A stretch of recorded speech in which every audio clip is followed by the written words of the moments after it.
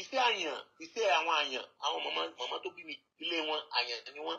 Tẹ́ni wọ́n ti ń fojú di àwọn àyàn tipẹ́tipẹ́. Tẹ́ bá lọ sóde, wọ́n bá lọ sóde, wọ́n á máa gbóúnjẹ fún wọn bí wọ́n ṣe máa ṣe sí. Tó ti jẹ́ kí àwọn èèyàn fojú di àwọn àyàn tipẹ́tipẹ́. Tí à ń bá kọrin tí wọ́n bá lùlù sí ìlú orin ò lè dùn. 100%. Aláàjì Wasiu bá dẹ̀ fẹ́. Tí wọ́n bá lóde ní Sátidé tí ń bọ̀ mọ́ sáà mọ̀ pé wíkẹ̀ wọn máa lóde. Tó bá wù wọ́n, kí wọ́n sọ fún àwọn onílù wọn pé kí wọ́n má wà káwọn nìkan lọ dá kọrin bí àwọn èèyàn bá jó sí báwọn èèyàn bá náwó fún wọn. So kò sẹ́ni tí ó pàtàkì bí wọ́n ṣe pàtàkì bẹ́ẹ̀ náà ló lílù náà ṣe pàtàkì. Alájẹ ẹ má sọ pé ẹ̀yin ni wọ́n fẹ́ gbọ́ o ẹ má sọ pé ẹ̀yin wọ́n fẹ́ gbọ́ o tí wọ́n bá lùlù sí orin tẹ̀ ń kọ wàláì kódà kò ní nítumọ̀ ẹ tọ́jú àwọn náà káwọn náà jẹ́yàn. Kò jẹ́yàn. Mi sọ ẹ̀yin lẹ fọ́ọ̀mù báńdì yín o alájẹ ẹ̀yin lẹ fọ́ọ̀mù báńdì yín o but àwọn náà wọ́n wúlò wọ́n pàtàkì ẹ̀ lè fọwọ́ rọ́ wọn sẹ́yìn wọ́n pàtàkì so ike mi sọnù ẹ change bẹ́ẹ̀ ṣe ń tọ́jú wọn ẹ change bẹ́ẹ̀ ṣe ń èèyàn làwọn náà professional talent gidi gan ni lulu o talent gidi bẹ́ẹ̀ náà bẹ́ẹ̀ ṣe ní talent orin bẹ́ẹ̀ làwọn náà ní talent ìlú ṣé gbogbo yẹn ló máa so bó ṣe jẹ́ gan nìyẹn ọ̀rọ̀ yìí gan kò yẹ kí ọ̀kẹ́ sọ̀rọ̀ kọ́ yẹ kó jáde ẹni tí ẹ ti jọ sí sẹ́rí ni alájọ ẹ kẹ́ ẹ pé Àyànlọ́wọ́ wà èmi pẹ̀lú ẹ̀ kò rí báwọn ẹ dẹ̀ wọlé ẹ dẹ̀ sẹ́tù ẹ̀ láàrin ara yín. ẹ̀yin ẹ̀ wò dàn. mo wá sí èmi tó jẹ́ kó lè wá sọ́dọ̀ mi kó wá tó ń dùn ẹ lọ́kàn. bàtẹ̀yìn náà ẹ bẹ̀rẹ̀ sí ṣe kíní tẹ̀ ń dífẹ́ǹdì ara yín káàkiri lórí mídíà. That means àwọn èèyàn wò pé interest yẹn òótọ́ ni náà. Ẹ̀yin hold on sir. Ìyọ̀kọ́ ìwà on. Ẹ̀yin máa sọ̀rọ̀ lọ sir. So gbogbo wa làwọn ń tà jẹ o. Àwa náà fẹ́ kò sẹ́ni tí ó fẹ́ dèèyàn láyé o. Because ẹ̀yin onílù kí Aláàjì Wasiu nìkan ẹ̀yin onílù ẹ̀yin lẹ̀ ń gun mọ́tò ńlá ẹ̀yin lẹ̀ ń kọ́lé ńlá. Àwọn onílù wọn rún pàdé. Kò sẹ́ni tí ó gbàdúrà kò sábì àmọ́ tí ó gbàdúrà pé kọ́mọ wọn dàbí àwọn onílù Nàìjíríà. Kábíyèsí o. Kò sábì àmọ́ tí ó gbàdúrà kọ́mọ wọn. Àwọn náà fẹ́ dèèyàn sọ pé kí wọ́n dàbí yín wọ́n dàbí bàtẹ́ ẹ tọ́jú àwọn náà káwọn náà dùn wò. So bó ṣe rí nù wọ́n dàbí àti sísá mi mọ̀ tí ń sọ̀rọ̀ jù. Ẹnu wọ́n make sense now. Ṣé nǹkan tí mo fẹ́ ká máa ṣe náà nìyẹn? Hold on sir. Nǹkan tí mo fẹ́ ká máa ṣe náà nìyẹn. You can advise. You don't have to abuse. I understand nǹkan tẹ́mi máa ń sọ. Tẹ́ bá sọ ẹ sọ mind yín síta. Wọ́n láì orin yín gidi gan. Pẹ̀lú bí mo ṣe ń bínú sí yín gan tí mo bá lùlù yín báyìí. Màá tún máa jó ni. Ká sọ nìyẹn. Pẹ̀lú bí mo ṣe ń bínú sí yín, mo bá ń gbórin yín báyìí. Ẹ mọ jójó wọn ni. Ẹ mọ jó lọ ni. Ọlọ́run fún yín tálẹ̀ǹtì. Ẹ mọ jó lọ ni. Àwọn onílù yẹn tọ́jú wọn dáadáa. That's it. Mi ò rò pé Aláàjì Wasiu ẹ gbàdúrà báwọn onílù yìí ṣe rí. Mi ò rò pé àwọn ọmọ tẹ bínú tẹ kókó di yín bí. Mi ò rò pé ẹ gbàdúrà kẹ́nìkan orí bá wọn o. Nínú àwọn ọmọ tẹ bí. Mi ò rò pé ẹ gbàdúrà kẹ́nìkan orí bá wọn. Bí wọ́n ṣe rí, mi ò rò pé ẹ gbàdúrà. So ẹ dákun ẹ change way sí yín. Mo fẹ́ béèrè question kan lọ́wọ́ yín sir. Ẹ gbọ́ nǹkan tá play lẹ́ẹ̀kan pé bàbá wa Kéwùgbà Gold fẹ́ parí ìjà fún wọn. Mr. Àyànlọ́wọ́ dẹ̀ ni ò lọ kílẹ̀ yín rí sí yẹn. Eléyìí kò ní ìdí pé wọ́n ń pè wọ́n gan. Aláàjì Wasiu gan lè parí ìjà. Àwọn gan wọ́n pè Àyànlọ́wọ́ èmi pẹ̀lú ẹ̀ ní. Òní tí mo bá tiẹ̀ sí ọ. Kò sẹ́ni tí èlò tí ò ní. Tí understand. Ẹ gbàgbé pé Aláàjì ò pè wọ́n sí. Àní pé àwọn àgbààgbà ti wá ń pè wọ́n. Aláàjì gbà. Mr. Àyànlọ́wọ́ ògbà kílẹ̀ yìí rò sí. Èmi ò mọ̀ tí Mr. Àyànlọ́wọ́ rí tí wọ́n fi sọ pé àwọn ò fẹ́ parí ìjà pẹ̀lú Okay, all right. God bless you. Wọ́n ká pẹ̀lú ẹni tó ti wà pẹ̀lú èèyàn fún 32 years ọmọ ń tọ̀hún ju báwa ṣe mọ ń tọ̀hún lọ. So ó ti gangan nìyẹn. So Ọlọ́run yanjú àárín wọ́n tẹ́ ẹni lónìí ó lè jẹ́ ọ̀rẹ́ ní lọ́la. Okay sir. All right, God bless you, sir. If you do good, need the validation of anybody. Nǹkan tó ṣe òun ló máa sọ fún ẹ. I was one of ẹni tó bá bẹ̀rẹ̀ ní pẹ̀pẹ̀pẹ̀pẹ̀ gan. oyè àbí ọyẹ lórúkọ ẹni yẹn jẹ́ tẹ́ bá gbọ́ nǹkan tí màá nìyẹn sọ tẹ́ bá gbọ́ nǹkan tó sọ àánú máa ṣe yín. ẹ jọ̀ọ́ ṣé lè send ẹ sí mi ẹ lè send ẹ sí mi ẹ jọ̀ọ́ ẹ send link yẹn. màmá send ẹ yẹ máa send link yẹn sí yín. Ẹ lè believe wípé ok ẹ̀yin kọ́ àdúró hòtẹ́ẹ̀lì bẹ́ẹ̀ yẹn tó jẹ́ pé hòtẹ́ẹ̀lì táwọn èèyàn lè fi 20 million lọ síbẹ̀ lẹ́ẹ̀kan. Why can't you do the right thing? He cheated them. There is no way tí Wasiu máa sọ pé òun ò shit wọn. He knows. Òun grant interview yẹn ó dá mi sí pé ó mọ̀ pé nǹkan tó ń ṣe. Meanwhile, wọ́n ní wọ́n kọ́ fẹ́ pé wọ́n papọ̀ wọ́n fẹ́ ṣe kinní kan. Doesn't have to pay anybody papọ̀. Okay, ọmọ yìí ti complain nípa báyìí. Take your phone, call that person. Okay, send account ẹ jẹ́ kí n send owó sí ẹ. Tó bá yẹ pé lọ́nà kan tí mo fi ṣe má bínú. Ẹni yẹn ló máa wá padà wá sọ́ńtà. Why is he only him? Why is he only me? Why is he that pé òun nìkan náà máa sọ̀rọ̀? Nǹkan tí Àyùbá ṣe sá fún Wasiu nìyẹn dè ní. Ọba ti pa ó sá mi. Ọlá David, the number is pinned down. Kò sí ẹni tó lè bá Wasiu ṣe. Even gan ni màá wá líǹkì tí máa yẹn jáde. Máa yẹn láti máa sọ wípé ó dàbí pé kéèyàn kúrò lọ́dọ̀ ẹni tó ń lùlù olórin ńlá kó wá sọ pé ó fẹ́ lọ bá àwọn kékeré ṣe pé wọ́n tiẹ̀ nígbẹ̀ wípé because tó bá ti ń débẹ̀ àwọn tó tún ṣe apart from kíni tó bá ti ń débẹ̀ náà máa sọ wípé níbo lẹ tí tó bá ti mọ̀ gbọ́dọ̀ Wasiu ni wọ́n á ní no wọ́n á ní no so ẹ wá ń sọ wípé kò ṣe kékeré kan àwọn á máa sọ pé kò sẹ́ni tó fẹ́ fa Wasiu wálẹ̀ ta ló ń fà wálẹ̀ ẹni tó máa fà wálẹ̀ wà lókè ìjọ kan lèèyàn máa kú tí ò ní gbé apá mọ́ tí ò ní gbẹ́sẹ̀ mọ́ tó ó parí nìyẹn gbogbo nǹkan tá ní all na rubbish tó jẹ́ pé lẹ́yìn kọ́ ilé ńlá àwọn tó kọ́ gbogbo kiri nígbà yẹn bẹ̀ bí bọ́ǹsì òun dancing ní hòtẹ́ẹ̀lì náà dancing. Pinky Fires. He has cheated them in so many ways. Mo máa send the link yẹn sí in so many ways. Okay, mommy. Ìgbà tó ti yẹ kó fún wọn lọ́wọ́ tó yẹ kó fún wọn ìgbà tó lóun gba kíní lọ́wọ́ wọn wàá gba kíní fún wọn wàá gba passport fún wọn wàá gbà lé wọn lọ́wọ́ which is fine pé. Gbogbo wọn ló ń ṣe bẹ́ẹ̀.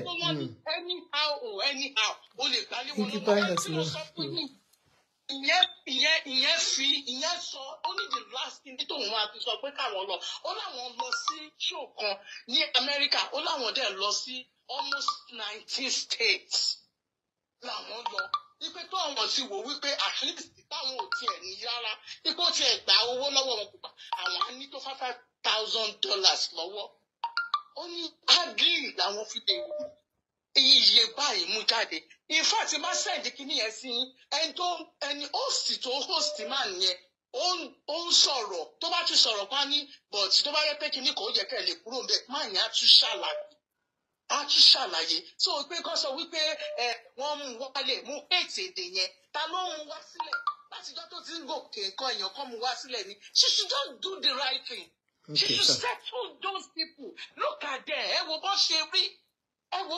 So many of his friends gan gbogbo àwọn sátìrà mọ́nì tó ń náwó fún gan ó lò wọ́n pàtó ni. lórí pé sátìrà mọ́nì ẹni sùúrù mọ́mì ẹjọ́ ẹni sùúrù lórí pé ọkọ̀ náwó fún Àyìndé fún gbogbo eléré ni kò yẹ yín mà ẹ má ní pé ọkọ̀ eléré ló lò wọ́n àwọn ló náwó fún eléré wọ́n wá ní wọn ò ní mọ́ ìyẹn but kẹ má sọ pé bóyá Wasiu lò wọ́n kò lò wọ́n. Kò lò wọ́n ṣèkiri méjì ni ọ̀tọ̀ ni pé mo náwó fọlẹ́rẹ́ ọ̀tọ̀ ni pé mo tún wá jẹ́ ọ̀rẹ́ tí mo tún wá close. Wasiu kì í ṣọ̀rẹ́ kò ń ṣọ̀rẹ́ Sátì ọmọ ni Sátì jẹ́ fún ẹ̀gbọ́n tèmi ni Sátì ní sàlẹ̀ kó ẹ̀gbọ́n mi gan ni ṣáàbí sàwáwù. ṣé ẹ ti rí nǹkan tó ṣẹlẹ̀ nǹkan tí mò ń try láti sọ ni pé ṣé àwọn kọ̀ọ̀kan wà tó jẹ́ pé àwọn tó dìdì jọ ń ṣe papọ̀ tipẹ́ tó ti wá jẹ́ pé fans ní but turn to friends àwọn kan wà tó jẹ́ pé nǹkan kan máa ṣẹlẹ̀ kí ni àwọn nǹkan tó ṣe láàrin àwọn nǹkan kan wà tó jẹ́ pé mi ò fẹ́ tú rárá. ok bóyá ẹ̀yin mọ̀ wọ́n one on one bóyá ẹ mọ̀ wọ́n mà.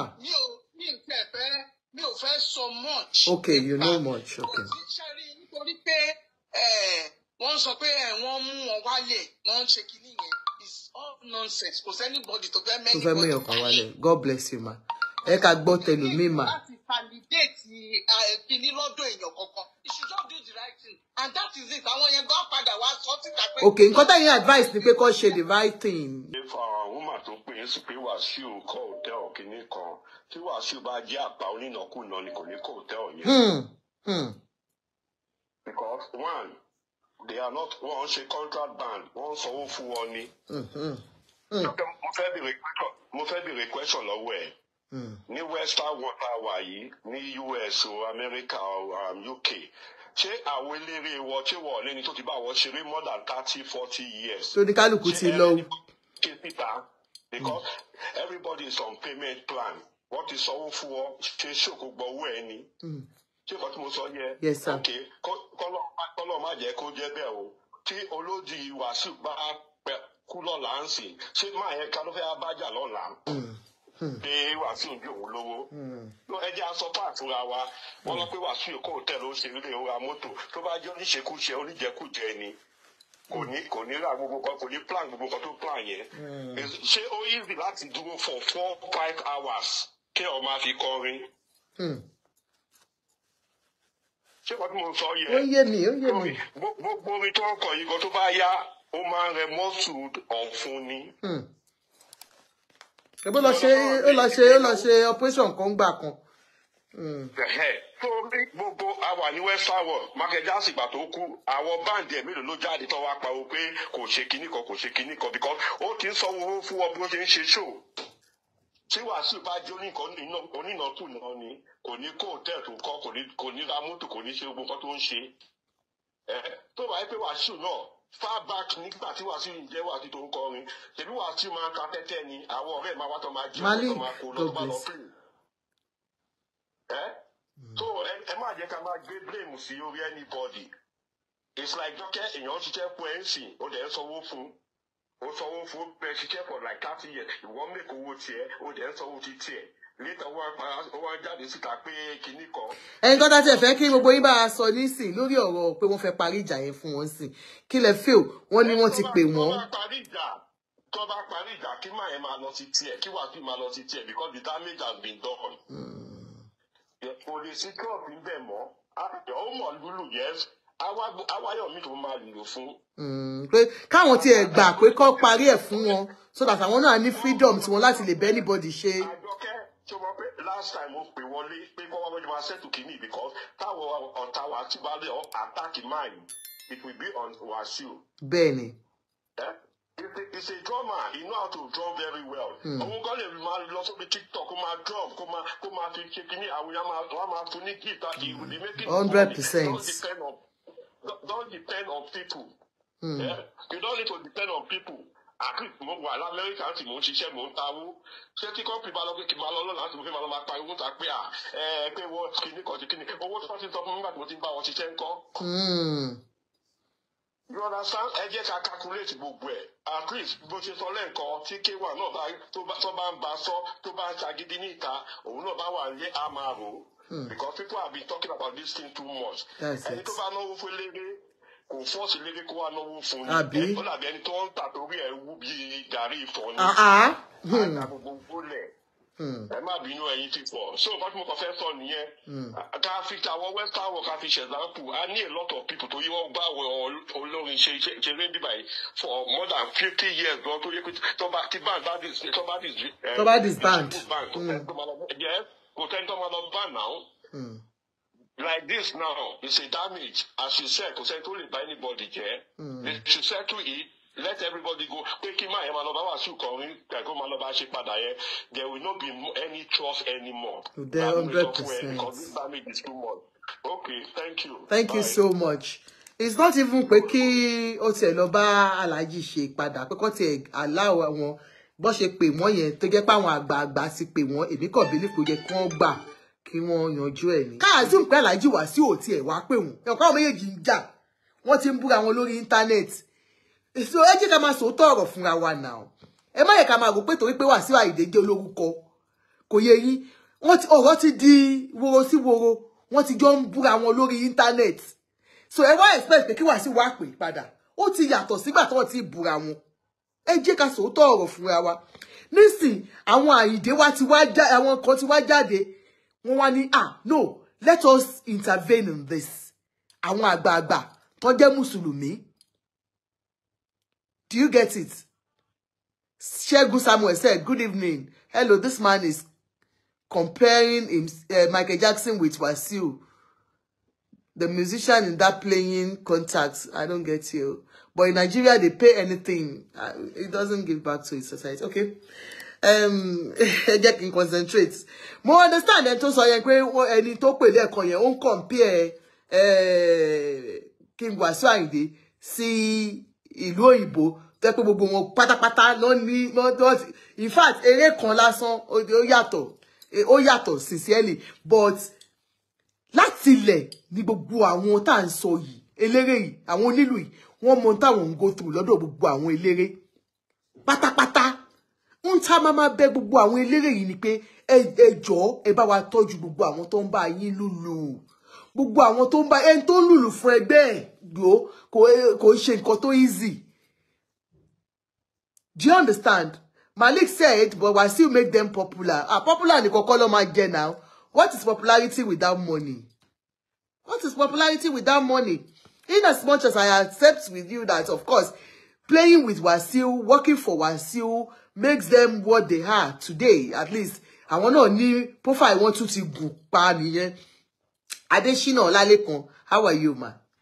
Popularity without money is nothing. Do you understand? But nǹkan tí mo kàn fẹ́ sọ náà tí mo fẹ́ ká mú dání ni pé whatsoever we should. Somebody is Olalekan is saying is K1 owing him. Definitely K1 is not owing him. Auntie, please explain very well the Ìtọ́jú that you are talking about. Okay, what is wọ́n ní wọ́n ń sanwó fún wọn dáadáa? Wọ́n ní wọ́n ń sanwó fún àwọn dáadáa. A ti sọ lórí program yìí pé gbogbo nǹkan tó jọ ń ṣe tẹ́lẹ̀tẹ́lẹ̀ ni on percentage lọ́jọ́ máa ń ṣeré. But if all your workers are saying, it's not only like you Wasiu Ayinde right now, don't get me wrong. If all the band boys are saying band leaders are not paying them well, bóyá kó review àwọn owó tó jọ ń fúnra wọn, kó review ratios yẹn, káwọn náà wò pé ìlú ti le, kò sówó níta, you know. So, nǹkan táwa náà máa bẹ̀ wọ́n fún nìyẹn. And for Alhaji Wasiu Ayinde and this particular person, we can see now, and that is why I've come tonight, that Alhaji Akeugba Gold, Afa Akeugba Gold, wọ́n ti jáde sọ̀rọ̀ yìí, wọ́n bẹ̀ àwọn méjèèjì kan parí ẹ̀. Alhaji Wasiu Ayinde ti accept, nǹkan fẹ́ kí gbogbo wa ká mú yẹn lọ́lé ni. Alhaji Wasiu Ayinde ti accept láti yanjú ọ̀rọ̀ pẹ̀lú Mr. Ayanlowo, but Mr. Ayanlowo wọ́n pe meeting Mr. Ayanlowo ò lọ. Do you understand? Mr. Baba wa Akeugba Gold wọ́n dúró de Mr. Ayanlowo, wọ́n ní Mr. Ayanlowo ò yọjú. A kò lo opportunity láti bẹ̀ Baba wa Ayankunle Ayanlowo wípé ẹ jọ̀ọ́ sà, ẹ jẹ́ kí nǹkan tó ti kó tán, ẹ jẹ́ kó tán. Let bygone be bygone, please. I know it is painful that you have gone through this with him. If you have what you have told us, it is what it is. You know, we just want to use this medium to say all these people out here will only tell you to fight on. There's nothing we can do. Giving you the stipends that we are giving you, the contribution will not last long. Bóyá online, bóyá when you're that for ye, bóyá ẹ rí 10 million, ẹ rí 20 million at the end of the day. Ìyẹn ò ní pé kó jẹ́ nǹkan tẹ́ máa rí lọ ní gbogbo ìgbà. Ṣé tó bá tún di next year ẹ tún jáde wá ẹ tún wá pariwo ni? No. But tẹ́ bá yanjú ọ̀gá yín tẹ́ parí ẹ̀, wọ́n fi yín kọ́ Alhaji lọ́rùn.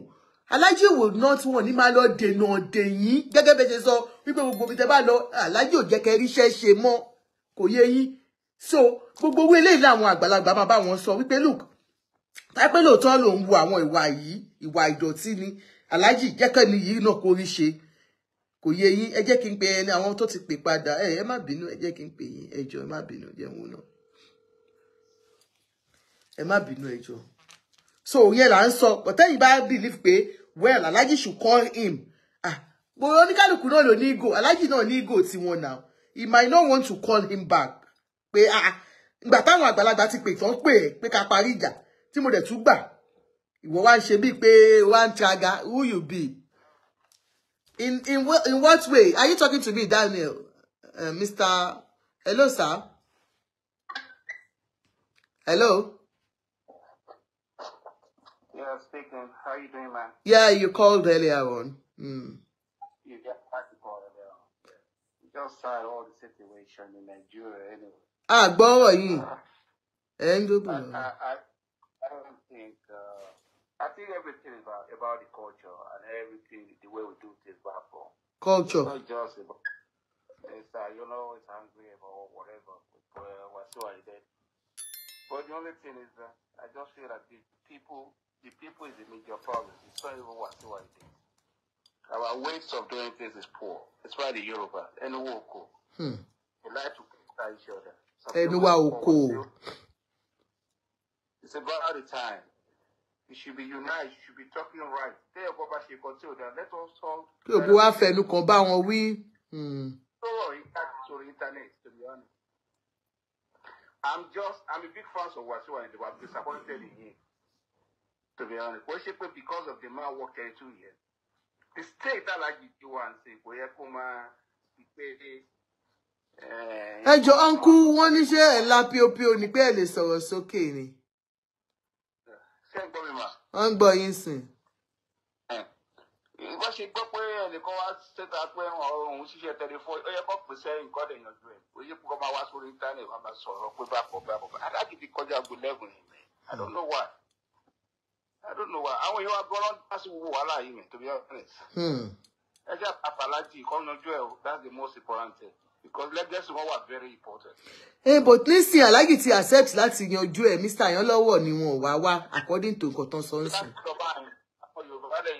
Láti survive. Àwọn ọlọ́mọ ọkọ̀ tó fà ó. Àwọn ọlọ́mọ ọkọ̀ tó jọ fà bẹ́ẹ̀ àwọn ọkọ̀ náà sọ fún yẹn náà kó má lọ. But the major issue is not even Wasiu Ayinde. The major issue is not even Mr. Ayanlowo. It's the system on the ground.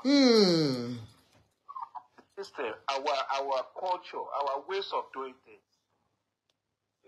Kò sí pé ẹlẹ́ láti ilẹ̀ látàrí àwọn bàbá agan kò sí pé kéèyàn kan ṣiṣẹ́ kó rìtáyà kó máa fún lówó kó sí pé ẹbẹ̀ àbáwọn government workers nìkan ló ń get gbogbo yẹn. You understand? Yes, sir. But ó kàn dùn ní pé aláàtì post by now ó yẹ kára ìkúrọ̀ ti mọ̀ pé at least àwọn people yìí ó yẹ káwọn náà máa gbé ẹ̀kọ́ ṣe ilé ayé wọn. Wọ́n bá tiẹ̀ ń kó pé ó yẹ kára jì máa kọ́ wọn ní pé okay you can be better you can do best àwọn ọmọ yìí àwọn ọmọ. Okay, inú ẹ̀yin gan ò dùn pé wọ́n gbé wọn jáde wípé wọn ò tọ́jú staff. Èmi kàn fi pé bó ṣe gbọ́ pé ọkọ̀ wá ta ẹ̀ kò yẹ kó sáré pé ọkọ̀ kó lọ bá ọ̀dọ̀ ìyànjú ẹ̀sìn ibẹ̀ kó gbàjú ẹ̀sìn ibẹ̀. Lọ́kọ́ àwọn máa bá struggle pẹ̀lú ọ̀rọ̀ lórí Facebook. Àwọn ṣe gbọ̀nyẹn bí ìgbà tó ń dọ̀tí ara wọn ni. Àwọn Yorùbá dẹ̀ rí Yorùbá kan máa sọ tiẹ̀ ni àwọn tó máa support Alhaji á support Alhaji àwọn tó máa hate Alhaji wọn á sọ tiwọn. But peace la wá fẹ́. God bless you. That's what way forward la fẹ́ kọjọ kan yanjú ẹ̀ láàrin. I don't want it to go this way. We need his legacy but just celebrate Barrister and want Wasiu to be celebrate like that. And why Ayinde could be celebrate like that.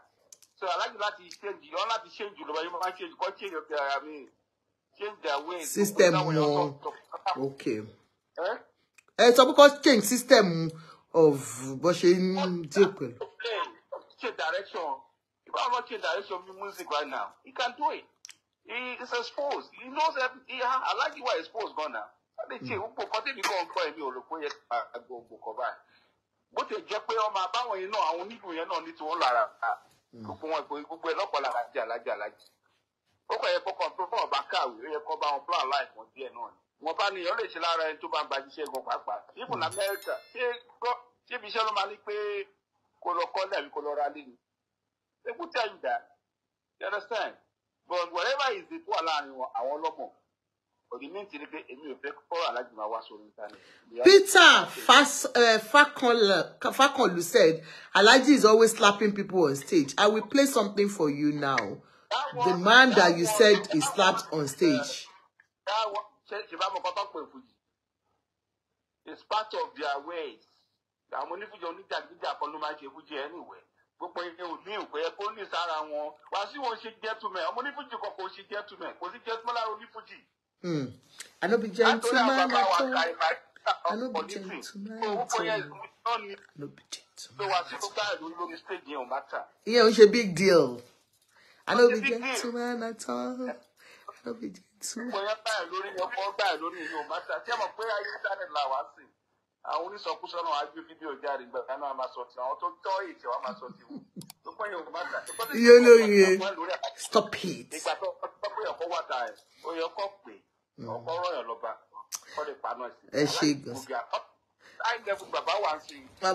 Bàbá wa ni láti sọ fún wọn àwọn ni máyégún gbogbo ilẹ̀ Yorùbá. Oye ko te ma bayan jamu. Àwọn ṣe wá rí kokon bí sọ fún yín. Alhaji sọ̀rọ̀ kan. Alhaji Wasiu Ayinde sọ̀rọ̀ kan. Tó tún live tèmi ṣe. Nígbà tí Malaika ṣe birthday, Wasiu sọ pé nǹkan mẹ́ta làgbà máa ní. Tó sọ fún Malaika nígbà tó ṣe birthday. Wọ́n lágbà máa rí nǹkan, ó máa gbójú kò bẹ̀. Àgbà máa gbà wò sí mọ́ra. Gbogbo ọ̀rọ̀ yẹn, he play something in my own life. Wasiu sọ fún Malaika jọ birthday. So, tó pẹ́ tá yìí gbogbo orúkọ báyìí, èmi ò bóyá kára yìí tó máa dá sí ẹ̀kọ́ tè jáde síta. Kọ́ máa sọ pé ẹ̀yin ayé náà lè máa pariwo tí Wasiu Ayinde ò bá dáhùn. Ẹ ti gbàgbé. Alájò need àwọn ayé. Alájò need anybody. He doesn't need anybody. He has to do what he has. Bóyá kára yìí jáde máa bá wọn hájú lórí ìtàní. Kọ́ tèmi kò wà ní sábà. Ọba máa kọ́ whatever tó wà láàrin wọn, àwọn lọ́jọ́ mọ̀. God has started to sort it out. I just to Lord, the Baba like you came out. All give back to the society. Gbogbo àwọn onífúnjì yẹn ni kò ṣe like all give back to the society. Ẹ jọ̀ọ́ bẹ́ ṣe ń bá wọn sọ̀rọ̀ yìí náà ni mi ò mọ̀ wọ́n rí. Ẹ máa sọ fún wọn bí. Kí lẹ ní kó ṣe? Gbogbo àwọn onífúnjì yẹn go give back to the society. Okay. Ó jọ máa kọ̀ pé ọbí mẹ́wàá káwọn kan máa jẹun mu sí ní ìsàlẹ̀ pẹ̀lú ẹ̀. God give back to the society. God give back to the society. That's what I'm after. God give back to the society. Okay, sir. Not just about your God give back to the society. I want fast God give back to them. Okay.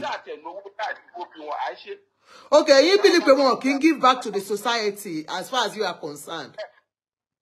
If the man encourage us, God give back. Àti Malaika àti Pasoma, God give back to the society. God give back to the society. That's what we need them to do. Okay. Out of them.